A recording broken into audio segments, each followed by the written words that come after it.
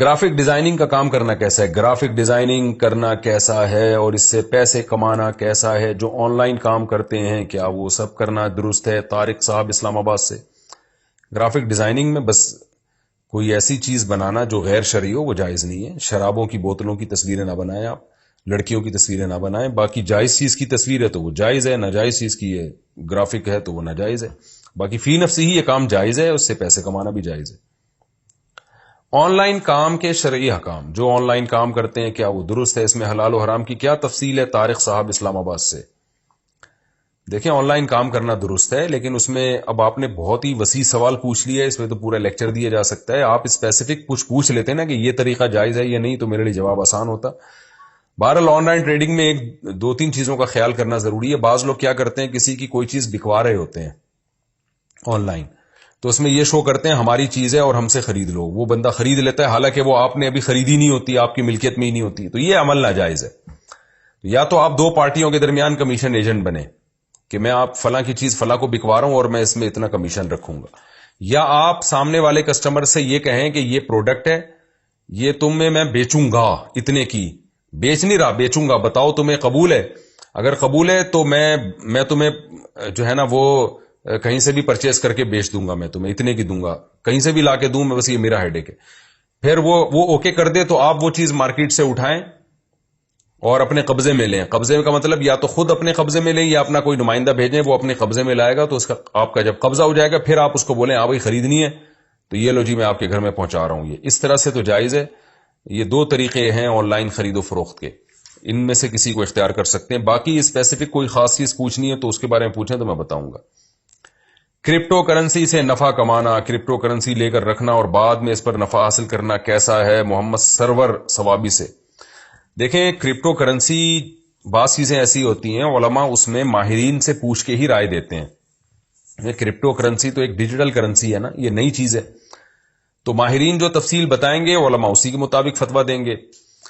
میرے پاس جتنے ماہرین تھے، ڈاکٹر ذیشان صاحب جن کا میں نے انٹرویو انہوں نے میرا لیا تھا یا پتہ نہیں میں نے ان کا انٹرویو لیا تھا یا دونوں نے ایک دوسرے کا انٹرویو لیا تھا، واللہ عالم. ان کی رائے یہ تھی، انہوں نے جو ہمیں ڈیٹیل بتائی تھی اس کے حساب سے جائز لگ رہا تھا ہمیں، تو ہم نے فتویٰ دیا جائز ہے.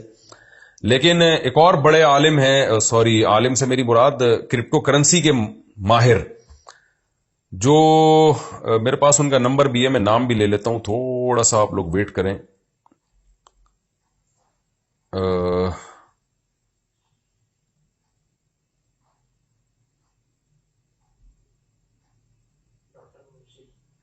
ڈاکٹر مبشر، ڈاکٹر مبشر صاحب ہوتے ہیں، یہ ہیں یورپ میں،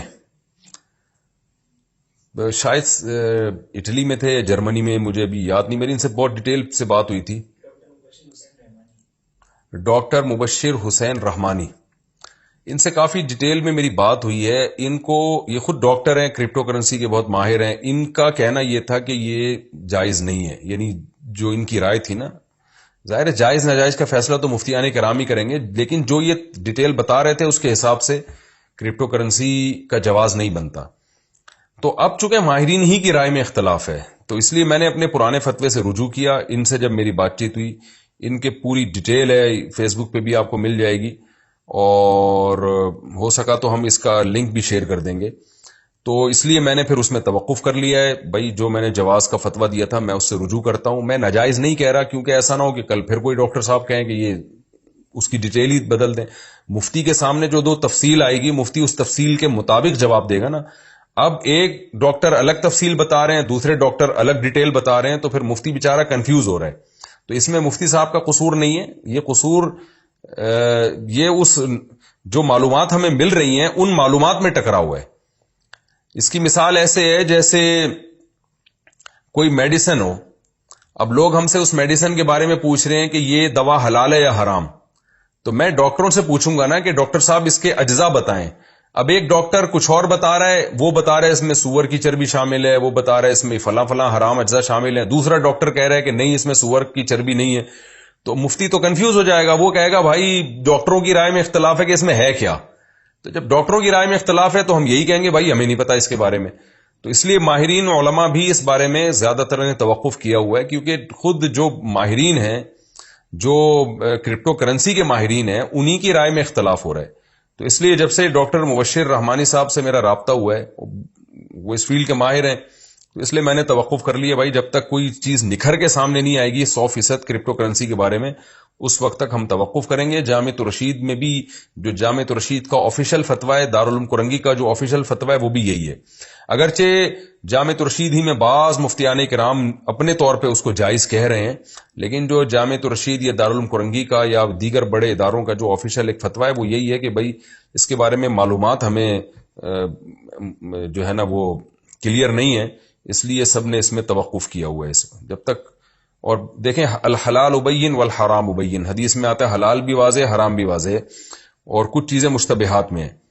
تو بہتر یہی ہے کہ جب تک 100% اس کے جائز ہونے کا یقین نہیں ہوتا، مشتبہات میں تو ہے، بہرحال مشتبہات سے بچنا ہی بہرحال بہتر ہے.